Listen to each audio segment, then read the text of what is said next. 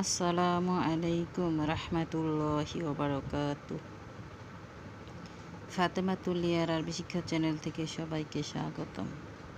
আমরা গত পর্বে পড়েছি মদ্দে লাজিম হরফি মুসাক্কালের সূত্র এবং এর পড়াগুলো কীভাবে পড়তে হয় তা আমরা পড়ে দেখিয়েছি। আজকে আমরা পড়ব মদ্দে লাজিম কালমি মুকাফফাফের পড়াগুলো সূত্রসহ। চলুন আমরা পড়াটা শুরু করি। আউযু বিল্লাহি মিনাশ শাইতানির রাজিম। বিসমিল্লাহির রহমানির রহিম। রব্বি জিদনি ইলমা। রব্বি জিদনি ইলমা। রব্বি জিদনি ইলমা।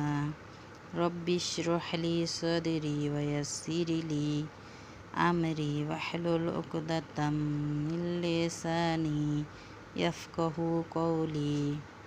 আগে আমরা পড়াটা পড়ার আগে আমরা সূত্রটা পড়ব। মদের হরফের উপর মোটা চিহ্ন, বামে জজম, মদ্দে লাজিম কালমি মুকাফফাফ 4 আলিফ টানিয়া পড়িতে হয়। এখানে মদের হরকতের উপর মোটা টান আছে, বামে জজম আছে। চলুন আমরা পড়ে দেখি পড়াটা। হামজা লাম খারা জবর আল। হামজা খারা জবর আ,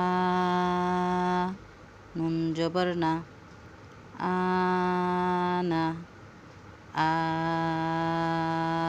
আল আনা। এখানে হামজার উপরে মদের হরকত আছে, এর উপরে 4 আলিফের টানি মোটা টানটা আছে, বামের হরফে জজম আছে। আমরা হামজাকে 4 আলিফ টেনে এরপরে লামটাকে হামজার সাথে মিলাবো, মিলিয়ে উচ্চারণ করে 4 আলিফ টেনে এরপরে গোল হামজাকে 1 আলিফ টানবো। গোল হামজার উপরেও মদের হরকত আছে, 1 আলিফ টেনে তারপর আমরা এই নুনটাকে পড়েছি। এইভাবে এই পড়াটাকে মিলিয়ে তারপর পড়তে হবে। এই পড়াটা কোরআন শরীফে একবারই লেখা আছে।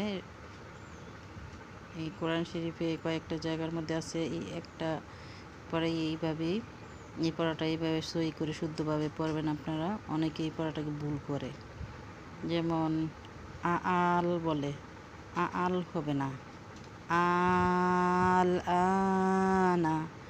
পড়াকে ঠিক করে আপনারা এটা পড়বেন, তাহলে কোরআন শরীফ সই করে পড়া হবে। এইখানে যা পড়াচ্ছি এই পর্যন্ত সবই কোরআন শরীফে আছে। আপনারা এই পড়াগুলোকে এইভাবে সই করে পড়বেন। আজকে এই পর্যন্তই। আসসালামু আলাইকুম রহমতুল্লাহি ওয়া বারাকাতুহু।